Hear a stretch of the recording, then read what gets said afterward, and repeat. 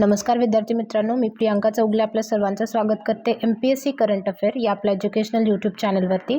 आणि आजच्या सेशनमध्ये आपण 27 एप्रिल 2026 रिलेटेड जेवढा काही इम्पॉर्टंट चालू घडामोडी आहेत आणि त्याचबरोबर त्याच्याशी रिलेटेड जो काही GSचा पोर्शन आहे तो देखील कव्हर करतोय। तर व्हिडिओ शेवटपर्यंत नक्की पहा। सेशनला सुरुवात करण्यापूर्वी जे कोणी विद्यार्थी मित्र आपल्या चॅनलवरती नवीन असतील त्यांनी चॅनलला जरूर सबस्क्राईब करा। त्याचबरोबर बेल आयकॉनवरती क्लिक करून ऑल नोटिफिकेशन सेट करा, जेणेकरून रोज जेव्हा आपला व्हिडिओ अपलोड होतो तेव्हा तुम्ही तो पाहू शकाल। तर आजच्या सेशनमधील आपला पहिला क्वेश्चन काय ते पाहूयात। बघा, एप्रिल 2026 मध्ये भारत आणि श्रीलंका यांच्यात झालेल्या INSLN डाइव X 2026 या नौदल सरावात कोणत्या भारतीय जहाजाने भाग घेतला होता असा तुम्हाला प्रश्न विचारलाय। तर याचं योग्य उत्तर असणार आहे INS निरीक्षण या जहाजाने याच्यामध्ये पार्टिसिपेट केलेलं होतं। INSLN डाइव X 2026 हा एक नौदल सराव आहे।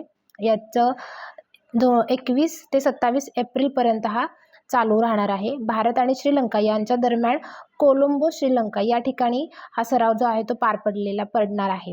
भारतीय नौदलाचं जहाज INS निरीक्षण हे याच्यामध्ये सहभागी झालेलं आहे। हा पॉईंट इम्पॉर्टंट आहे।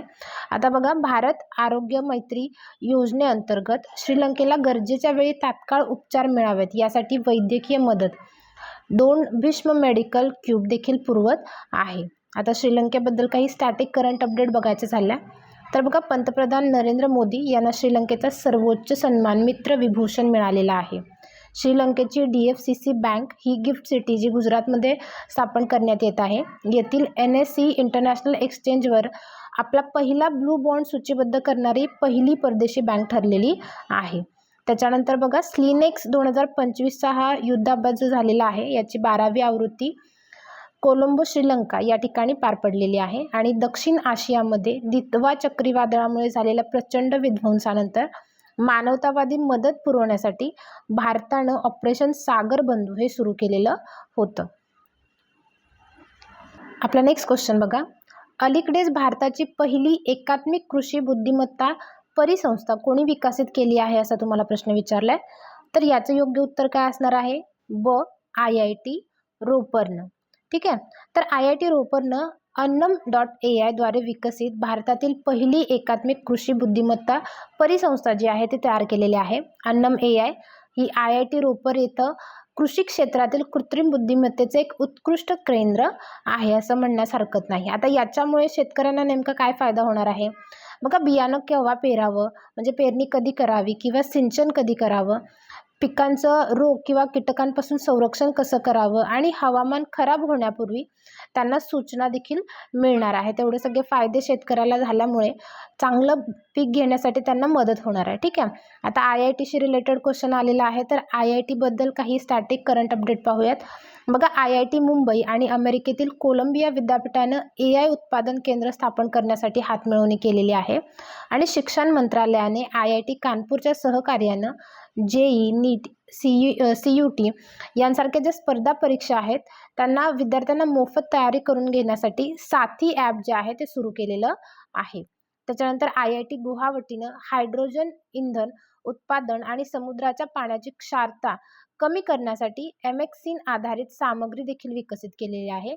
आणि भारताची पहिली IIT ही IIT खरगपूर आहे।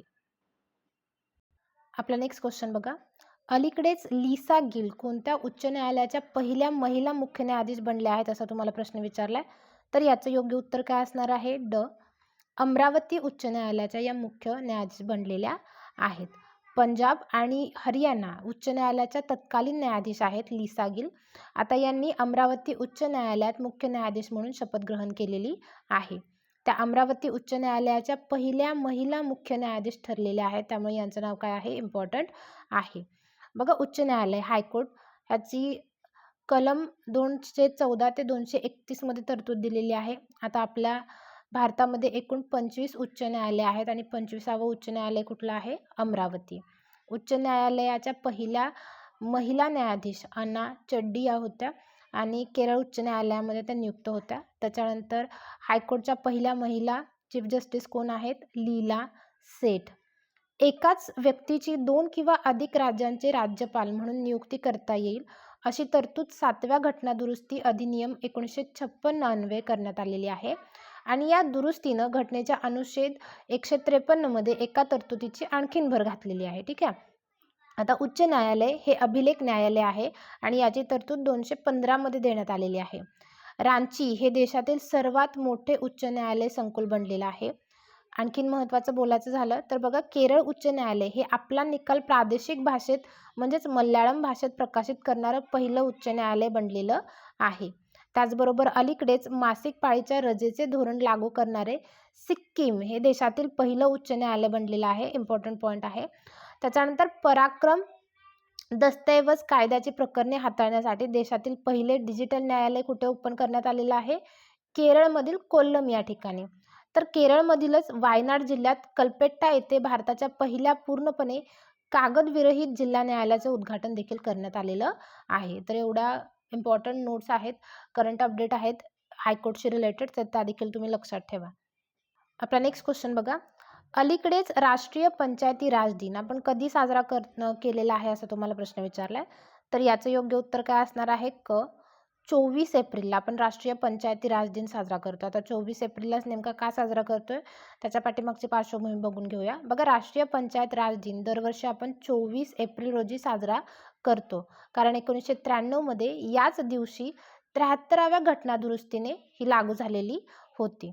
आता 73वी घटनादुरुस्ती नेमकी काय आहे?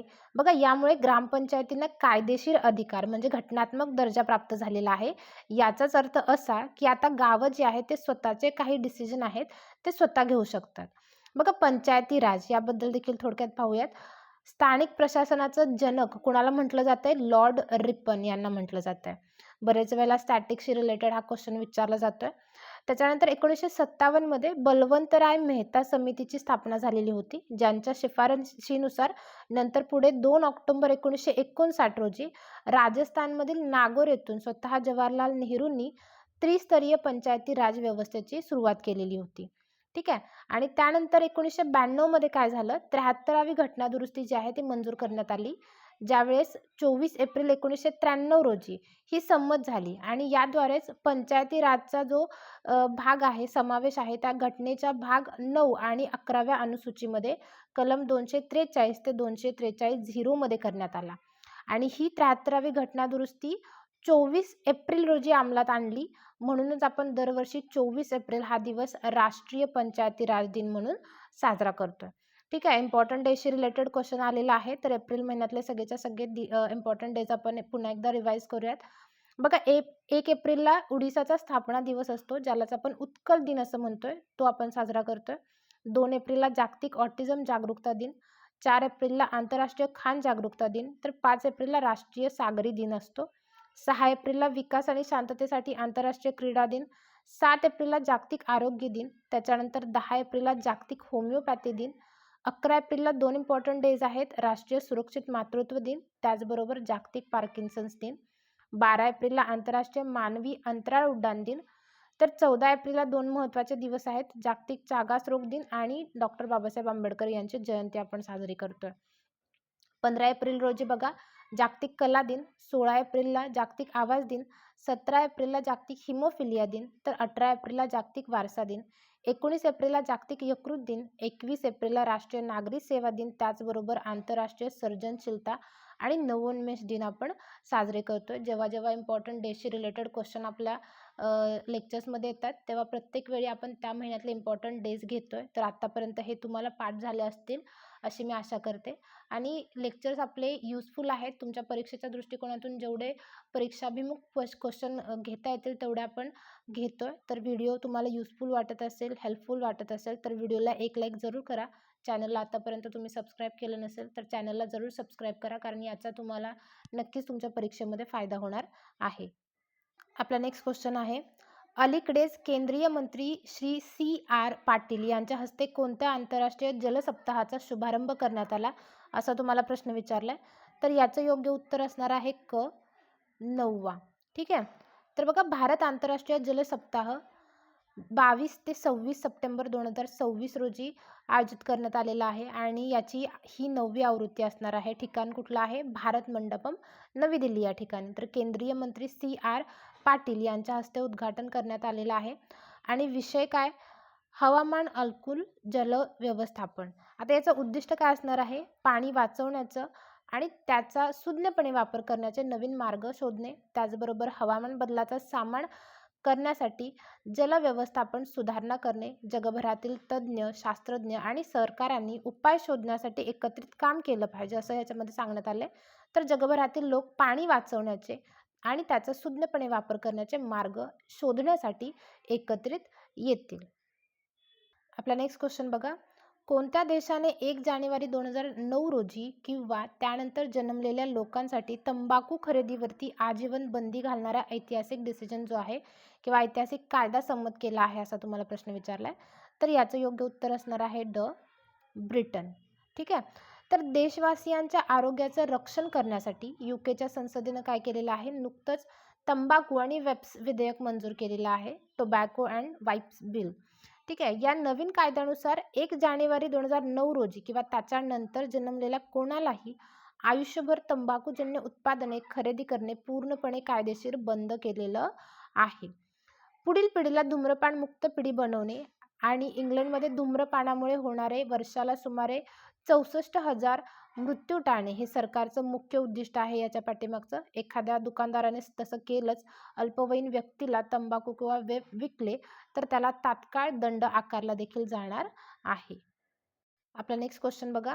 नुकत्याच कोणत्या भारतीय व्यक्तीला ब्रेक थ्रू प्राईज 2026 प्रदान करण्यात आला आहे, असा तुम्हाला प्रश्न विचारला आहे. तर याचं योग्य उत्तर असणार आहे डॉक्टर अतानू नाथ. ब्रेक थ्रू पुरस्कार याला विज्ञानाचा ऑस्कर असंही म्हटलं जाते. 2026 साठी नुकतीच घोषणा करण्यात आलेली आहे या पुरस्कारांची आणि ठिकाण कुठलं होतं? बार्कर हँगर, सांता मोनिका, अमेरिका या ठिकाणी. ब्रेक थ्रू पारितोषिक हा जगातील सर्वात मोठा आणि सर्वात महागडा वैज्ञानिक पुरस्कार आहे. बघा, याची सुरुवात जी आहे ती 2013 पासून करण्यात आलेली आहे आणि प्रत्येक विजेत्याला $3 दशलक्ष म्हणजे अंदाजे 25 कोटी रुपयांपेक्षा जास्त प्रदान केले जात आहेत. आता हा पुरस्कार जो आहे तो 3 क्षेत्रांमध्ये दिला जातोय. पहिला आहे जीवशास्त्र, म्हणजे रोगांवरती उपचार शोधणाऱ्यांसाठी. त्याच्यानंतर मूलभूत भौतिकशास्त्र, विश्वाशी संबंधित शोध जो काही असेल त्याच्यासाठी, आणि गणितामध्ये, अशा 3 कॅटेगरीमध्ये हे पुरस्कार जे आहेत ते दिले जातात. आता आसामचे भौतिकशास्त्रज्ञ डॉक्टर अतानू नाथ यांना मूलभूत भौतिकशास्त्रातील 2026चा हा ब्रेक थ्रू पुरस्कार मिळालेला आहे.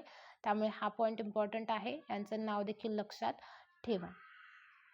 आपला नेक्स्ट क्वेश्चन बघा. भारत आणि भूतानने संयुक्त राष्ट्रांची 7वी बैठक कुठे घेतली आहे, असा तुम्हाला प्रश्न विचारलाय. तर याचं योग्य उत्तर काय असणार आहे? केरळ या ठिकाणी घेतलेली आहे. तर बघा, भारत आणि भूतान यांच्यात सीमा शुल्क संबंधी एक बैठक झालेली आहे, ज्याला संयुक्त सीमा शुल्क गट असं देखील म्हटलं जात आहे. याची ही 7वी आवृत्ती आहे आणि 20-21 एप्रिल दरम्यान ही घेण्यात आलेली आहे बैठक, मुन्नार, केरळ या ठिकाणी. भारत आणि भूतानचे अधिकारी दोन्ही देशांमधील व्यापार आणि सीमा शुल्क अधिक सुलभ व सुरक्षित कसं करता येईल याच्यावरती चर्चा करत आहेत. तर आजचं आपलं लेक्चर इथेच संपत आहे. आय होप लेक्चर तुम्हाला आवडलं असेल. लेक्चर आवडल्यास व्हिडिओला एक लाईक जरूर करत चला आणि अशाच नवीन करंट अपडेटसाठी चॅनलला जरूर फॉलो करा. व्हिडिओ पूर्ण पाहिल्याबद्दल धन्यवाद.